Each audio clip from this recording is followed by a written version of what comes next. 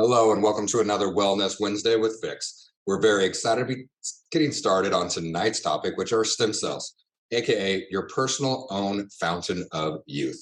But first, I wanted to cover a few housekeeping items. First off, we're recording this. So if you do have any questions, please submit them to info@fixmedicalgroup.com, and we will respond in 24 hours or maybe on our next Wellness Wednesday. Also, make sure to subscribe to our YouTube channel. We are going posting these Wellness Wednesdays so you can catch up on weeks that you missed. Okay. We're having these classes every Wednesday at 6 p.m. So make sure to continue to click on. Last week, Sean Robeck spoke about how you can reduce your alcohol consumption, and hopefully you are able to take many of those pearls and implement some of them into your life already. But tonight we are speaking about how to stimulate your own fountain of youth, aka boosting your own stem cells to ensure and improve your overall health and how you feel, even how you look. So here we go. The word stem cell has become more common in just the last decade, but what exactly are they? Stem cell is just a type of cell that has this remarkable ability to develop into other specialized cell. So when you're first born or you're this little fetus, it can grow into a hand, it can grow into your heart, it can grow into your brain. So they can do a lot of different things, and there's a lot of therapies with them now as you're an adult to help with injuries or other condition or disease.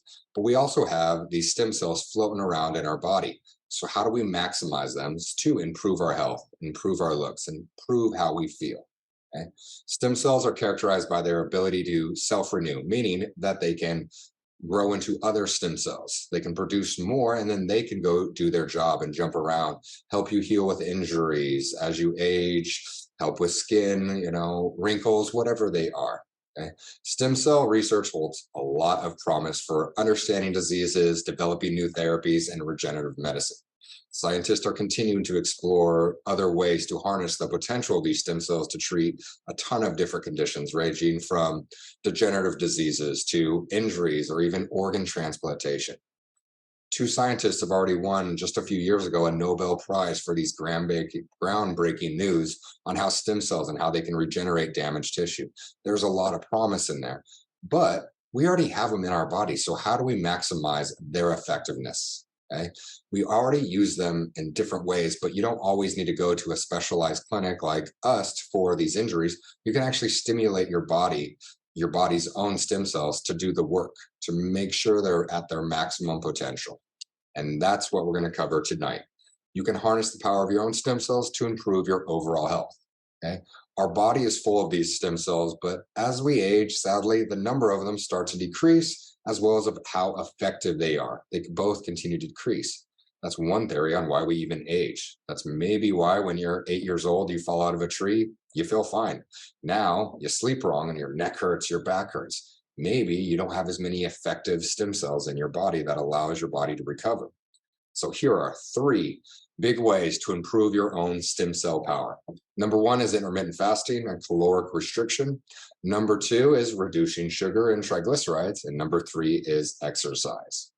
At the end, if you're nice, I might give you a big bonus way to help your own personal fountain of youth as well. So you might end up with four. Okay. First off, intermittent fasting. It's another buzzword, but what exactly is it? Okay. So intermittent fasting is, well, let me slow down. Fasting is just a state of not eating for a certain amount of time. Intermittent fasting means you're breaking up your day with these fasts.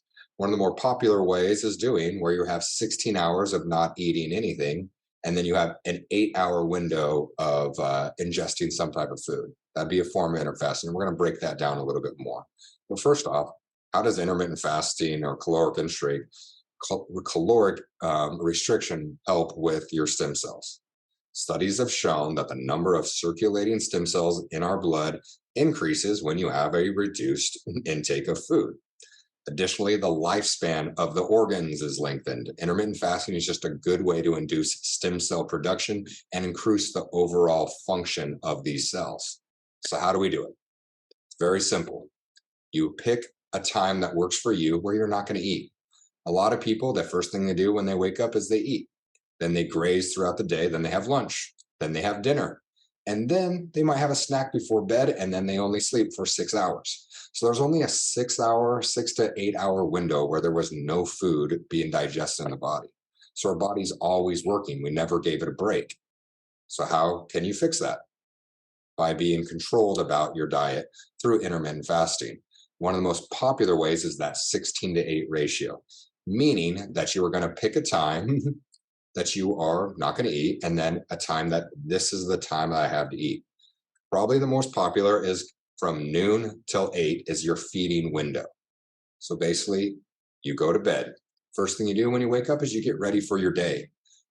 Don't have breakfast, don't snack, no calories. You can have water, you can even have coffee as long as there's no additional sugars or creams, as long as it's no calories. And then you don't eat until lunchtime.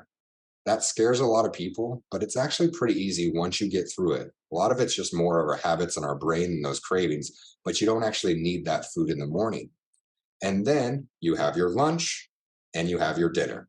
Okay. So you're maybe only eating two meals instead of three, but you can also snack in there as long as you're not overindulging.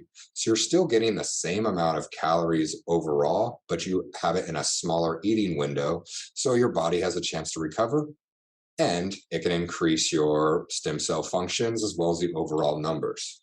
Now, it doesn't have to be from noon to 8. You could decide to do it like, I'm going to wake up and I'm going to have breakfast. So you start at 7 a.m. your eating window, and then you don't have your dinner until 3 p.m., but you aren't going to be able to eat the rest of the evening.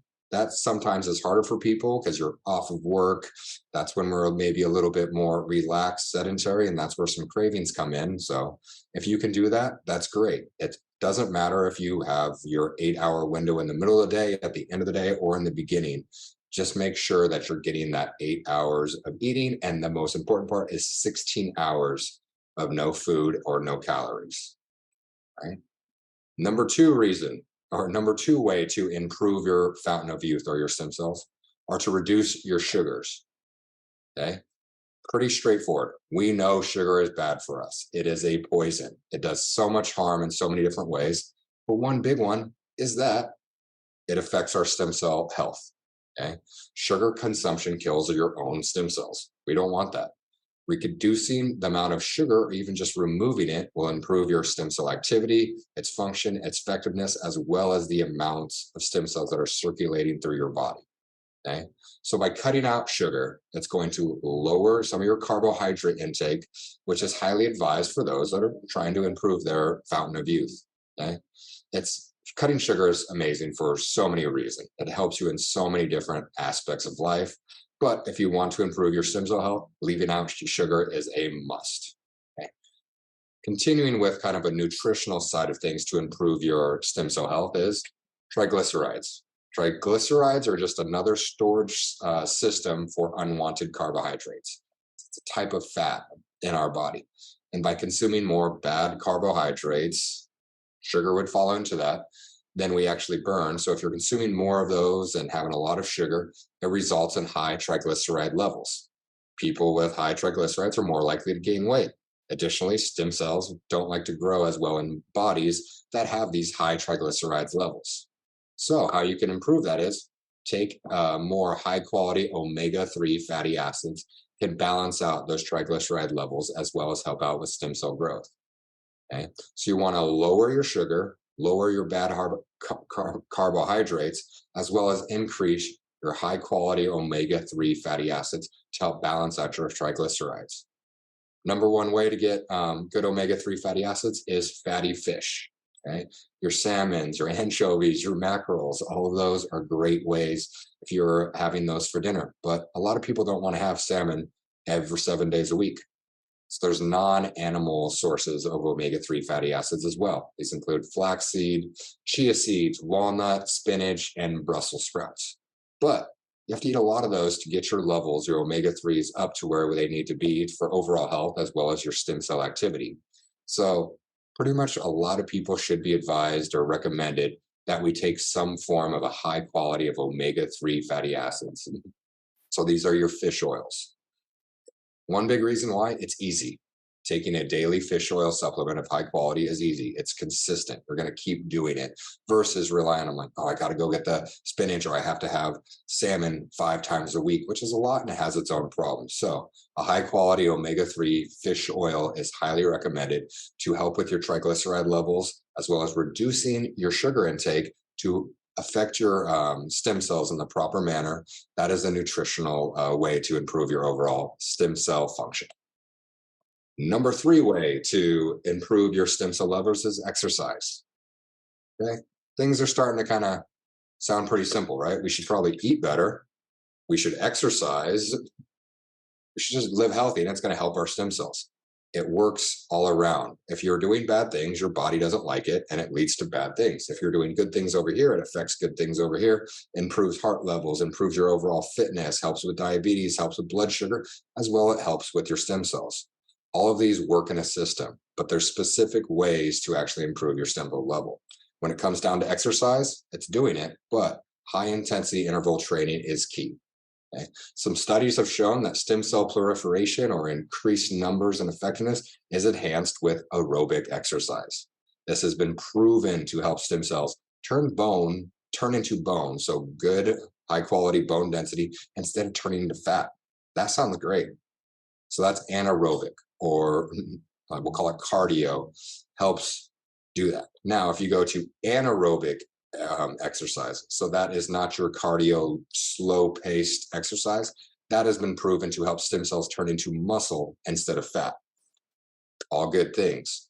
So one of the best ways to do this is to do high intensity interval muscle training or training. Okay.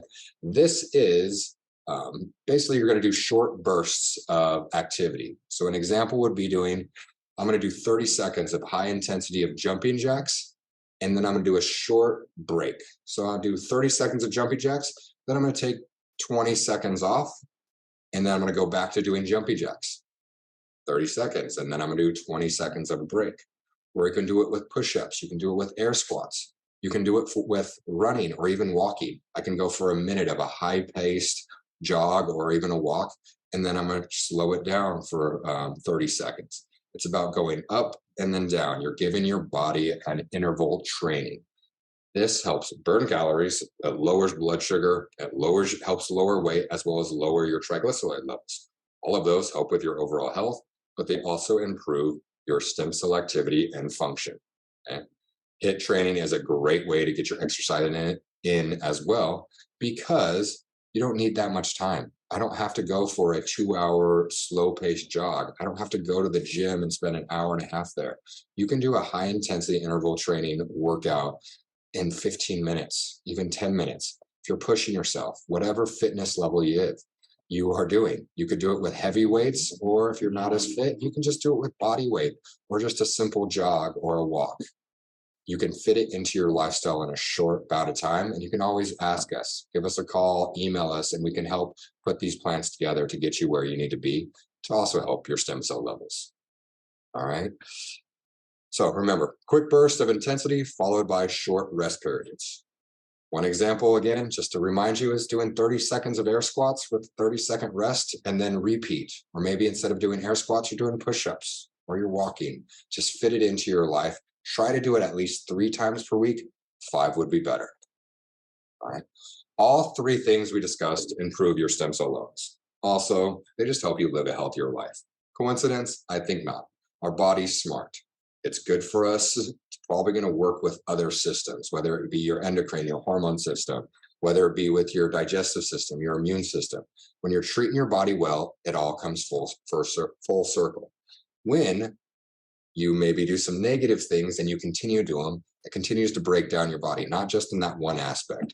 It will hurt in your hormone levels. It will hurt in your GI health, your immune system, how you feel. So continuing to put all these pieces together, they work together to get you towards your goals, as well as improve your stem cell levels. All right, almost forgot. I mentioned in the beginning that I had a bonus hack to help your stem cell level. Well, here it is. Last week, Sean spoke about reducing your alcohol consumption for many different health reasons. One of them is actually improving your stem cell activity. Long-term alcohol intake will boost the accumulation of those triglycerides that we talked about earlier, and that suppresses your stem cell activities. Furthermore, chronic binge drinking alters what's called neurogenesis, that is development of new nerves. This is due to the alcohol impacting on your stem cell proliferation or growing or multiplying. To promote proliferation of healthy stem cells, alcohol consumption should basically be minimized or better yet, eliminated. So if you missed that, make sure to check out Sean's Wellness Wednesday talk from last week. Here's your summary, guys. To boost your own fountain of youth, intermittent fasting.